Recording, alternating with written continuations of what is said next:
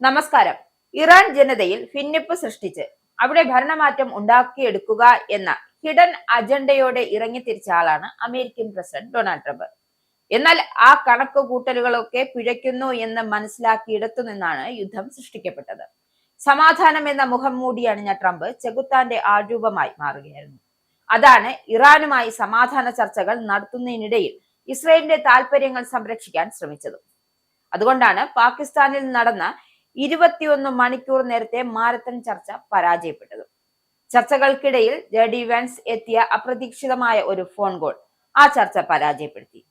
ഇക്കാര്യം ഇറാൻ തന്നെ വ്യക്തമാക്കുന്നുണ്ട്. രണ്ടാം ഘട്ട ചർച്ചകൾ നടക്കുമെന്ന റിപ്പോർട്ടുകൾ പുറത്തു വരുന്നതിനിടയിലും ട്രംപിന്റെ വക ഭീഷണി എത്തിയിരിക്കുകയാണ് നിലവിൽ. എന്തായാലും നിലവിൽ ഇറാനുമായുള്ള വെടിനിർത്തൽ കരാർ അവസാനിപ്പിക്കുമെന്ന കടുത്ത മുന്നറിയിപ്പാണ് US പ്രസിഡന്റ് ഡൊണാൾഡ് ട്രംപ് വ്യക്തമാക്കിയിരിക്കുന്നത്.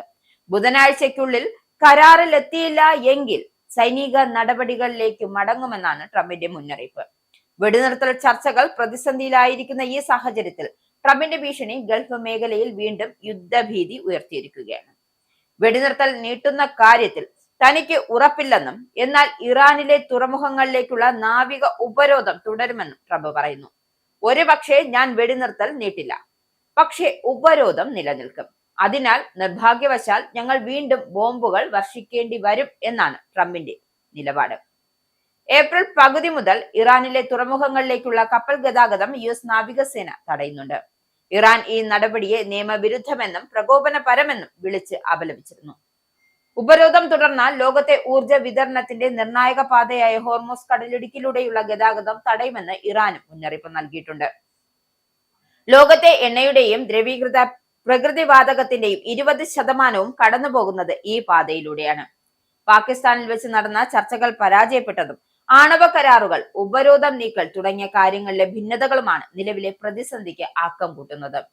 നയതന്ത്ര ചർച്ചകളിൽ പുരോഗതി ഉണ്ടായില്ല എങ്കിൽ നിലവിലെ വെടിനിർത്തൽ തകരുകയും മേഖലയിൽ വീണ്ടും യുദ്ധം ആരംഭിക്കുകയും ചെയ്തേക്കാം. ഒരു കരാറിലെത്താൻ താൻ ആഗ്രഹിക്കുന്നു എന്ന് ട്രംപ് ആവർത്തിക്കുമ്പോഴും ചർച്ചകൾ പരാജയപ്പെട്ടാൽ ഉണ്ടാകുന്ന സൈനിക പ്രത്യാഘാതങ്ങളെ കുറിച്ചുള്ള അദ്ദേഹത്തിന്റെ മുന്നറിയിപ്പ് പശ്ചിമേഷ്യയെ കൂടുതൽ അസ്ഥിരതയിലേക്ക് നയിക്കുന്നു എന്നാണ് പൊതുവെയുള്ള വിലയിരുത്തൽ.